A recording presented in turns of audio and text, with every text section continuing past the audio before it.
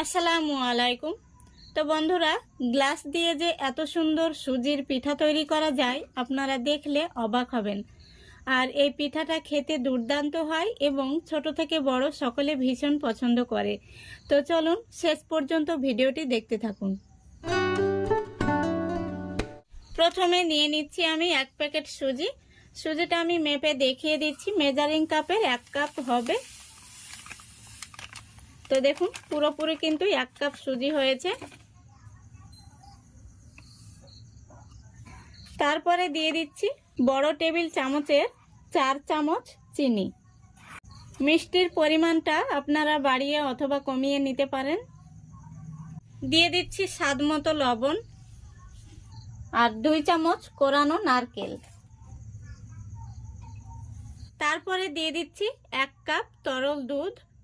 দুধটাকে আমি আগে থেকে জাল করে ঠান্ডা করে নিয়েছি। তো যতটা পরিমাণে আমি সুজি নিয়েছি ততটা পরিমাণে কিন্তু দুধ দিয়ে দিলাম। এবার একটি হ্যান্ড উইস্ক দিয়ে খুব ভালো করে আমি মিক্স করে নিচ্ছি। দেখুন সুজিটাকে আমি মিক্স করে নিয়েছি। এবার ঢাকা দিয়ে রেস্টে রেখে দেব 10 মিনিটের জন্য। এতে করে চিনিটাও গলে যাবে আর সুজিটাও ফুলে উঠবে। এবার এই পিঠার জন্য আমি ভেতরের পুরটা তৈরি করে নেব।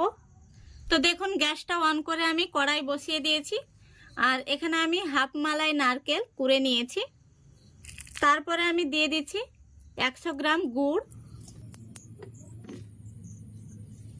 এর মধ্যে কিন্তু কোনো রকম জল দেওয়ার প্রয়োজন নেই। নারকেল থেকে যে জলটা বের হবে তাতেই কিন্তু পুরটা তৈরি হয়ে যাবে। দেখুন পুরটা কিন্তু রেডি হয়ে গেছে। এবার আমি গ্যাসটা অফ করে দিচ্ছি আর পুরটাকে আমি নামিয়ে ঠান্ডা করে নেব। তারপরে আপনাদের দেখাচ্ছি। দেখুন এদিকে 10 মিনিট হয়ে গেছে। ব্যাটারটি আমি আপনাদের দেখিয়ে দিচ্ছি কতটা ঘন হয়ে গেছে আর সুজিটাও সুন্দরভাবে ফুলে উঠেছে। এই দেখুন চিনিটাও কিন্তু গলে গেছে। এর মধ্যে আমি দিয়ে দিচ্ছি হাফ চামচ বেকিং পাউডার। তারপরে খুব ভালো করে আমি ফেটে নিচ্ছি যাতে বেকিং পাউডারটা সুন্দরভাবে মিশে যায়। খুব সুন্দরভাবে ফেটে নিয়েছি দেখুন। এবার আমি হ্যান্ড উইস্কটা তুলে নিচ্ছি। তো বন্ধুরা, প্রথমেই আমি বলেছি গ্লাস দিয়ে পিঠা বানাবো। তো দেখুন আমি এখানে 2টো গ্লাস নিয়েছি। গ্লাসের মধ্যে আগে থেকে আমি তেল ব্রাশ করে নিয়েছি। এবার আমি এই চামচে করে গ্লাসের মধ্যে এই ব্যাটারটি দিয়ে দেব। ব্যাটারটি কিন্তু এরকমই রাখতে হবে, এর চাইতে পাতলা হলে ভাপা পিঠাটা ভালো হবে না। তো দেখুন আমি অর্ধেক পরিমাণে ভরে নিচ্ছি। দেখুন বাকি যে মিশ্রণটি রয়েছে আমি এটা দিয়ে পরে আবার পিঠা তৈরি করে নেব। আর এখানে আমি 2টো গ্লাসে অর্ধেক করে ভরে নিয়েছি। এবার এখানে আমি পুরটাকে এইভাবে রোল করে নিয়েছি। দেখুন এই রোলটাকে আমি গ্লাসের মধ্যে দিয়ে দিচ্ছি। এইভাবে গ্লাসের মাঝ বরাবর দিয়ে দিতে হবে। তো দেখুন মিশ্রণটি থেকে কিন্তু এই পুরটা একটু উপরে থাকবে, কারণ মিশ্রণটি ফুলে গিয়ে কিন্তু পুরটা ঢেকে যাবে। তো এই গ্লাসের মধ্যেও আমি আরো একটি রোল দিয়ে দিচ্ছি। তো এইভাবে মাঝ বরাবর দিয়ে দিতে হবে। দেখুন গ্লাস দুটো কিন্তু একদম রেডি হয়ে গেছে। এবার গ্লাস দুটো আমি ভাপে বসিয়ে দেব। দেখুন এদিকে পিঠাগুলো আমি ভাপে দেওয়ার জন্য আগে থেকে গ্যাসটা অন করে কড়াই বসিয়ে দিয়েছি আর কড়াইতে পরিমাণ মতো জল দিয়ে একটি স্ট্যান্ড বসিয়ে দিয়েছি। এবার এই স্ট্যান্ডের মধ্যে আমি দেখুন গ্লাস দুটো বসিয়ে দিচ্ছি।